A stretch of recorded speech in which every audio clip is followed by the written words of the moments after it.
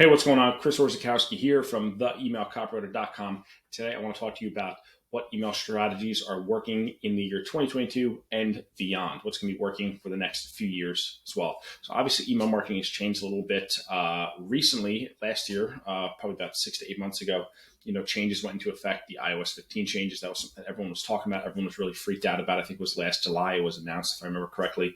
And basically, it kind of shook up the way a lot of people do email marketing, because in the past you had very, not completely accurate, but pretty accurate stats in terms of things like open rates, which is something that people were really concerned with. And then Apple rolled out the iOS 15 update, and everyone freaked out because they said, oh, we're not going to be able to track open rates like we used to. We're not going to know who's opening emails, because if you're using, the update said anyone who's using iOS 15, if you're checking your mail through an Apple device, that's going to inflate your open rate. It's going to show that everyone has opened your email, whether they have or not.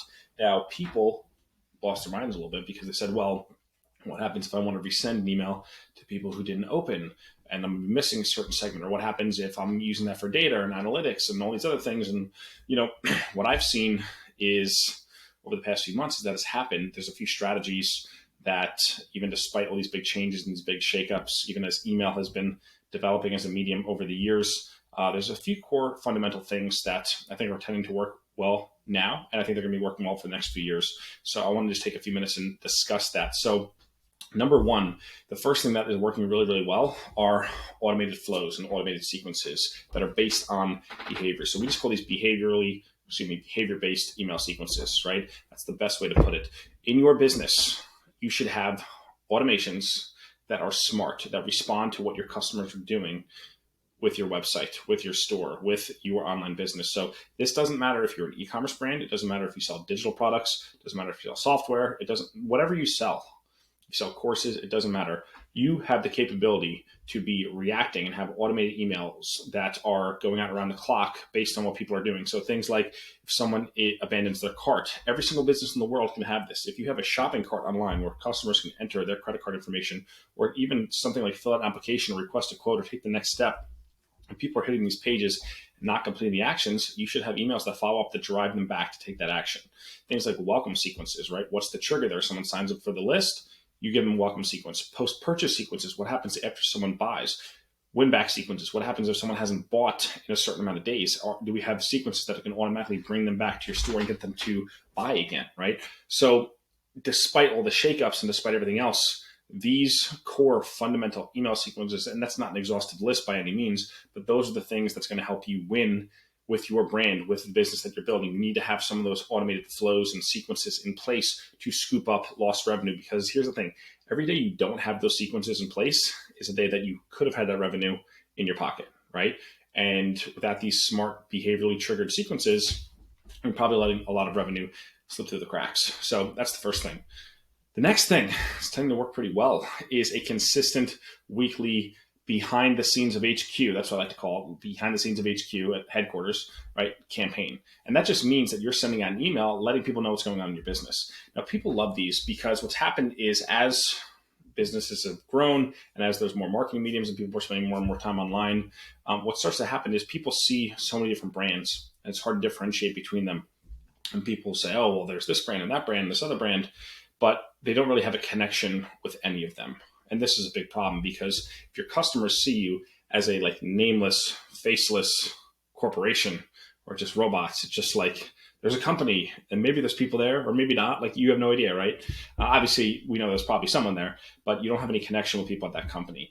Versus the company where the founder is emailing you and they're telling you stories and they're sharing updates about what's happening on the factory floor, what's happening at the warehouse, what's happening in the office, what are the new projects they're working on, cooking up, what are the, are they sharing videos, are they sharing stories, are they sharing, things that are going on behind the scenes. People love this stuff, they eat it up. And I think nowadays, a lot of brands, what I'm starting to see with email is a lot of brands, they used to do these super design heavy, hey, here's a picture of our product, buy our product. Here's a sale. Brands still do this, but now a lot of them are starting to get really smart and they're starting to say, hey, maybe we do more storytelling. Maybe we do more of this relationship building, this bond building, and make the customers feel like they're part of the brand, they're part of the tribe. And that is becoming super important nowadays in email marketing because who are you going to buy from? The person who you have a connection with, or the person where you have zero connection with? Like which brand's going to get your money? Obviously, the brand that builds that connection with you. And the way you do that is by sharing what's going on behind the scenes. I love doing this as a weekly email because there's always new updates. There's always, the narrative continues to unfold week after week after week. And it's just a great way to keep people engaged, to retain customers, to keep them looking forward to the next thing. Even if they're not ready to buy, they're still engaged and they're still engaging with your brand, and you're building more of that bond and setting up that next purchase whenever it may be. So the third and final thing that I want to cover that's working really, really well is segmentation. Segmentation has always worked well, but now it's becoming even more important. Most email softwares have great tools for segmentation, for chopping up your list into different segments based on how much money people have spent, the recency in which they have made a purchase, or the recency in which they've signed up for your list, or just different characteristics about people. For instance, if you have a clothing brand, like knowing things like, male versus female for your clothing lines, like that might help, or even different age groups, or even different spending habits. Like we work with brands sometimes, and we're going to send out different messaging.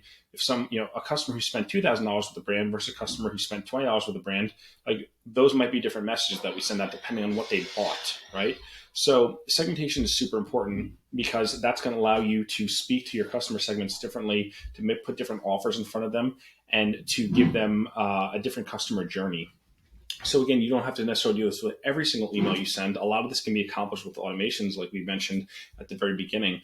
But we found a lot of success in identifying certain segments of the brands that we work with, certain segments of their list that might be primed to spend a lot of money with certain promotions. And even things like if you have a limited edition product or a certain limited run, you might want to offer that not to everyone on your list, but to reward people who are loyalists, who are like your brand evangelists. So segmentation is super important. So those are the three things. It's smart behavior-based automations. It's weekly campaigns where you're taking people in on the journey of your business as it's unfolding, and then smart segments where you are identifying little pockets of your list that you can send specific offers and specific emails to, putting the right messages to the right people with the right offers at the right time.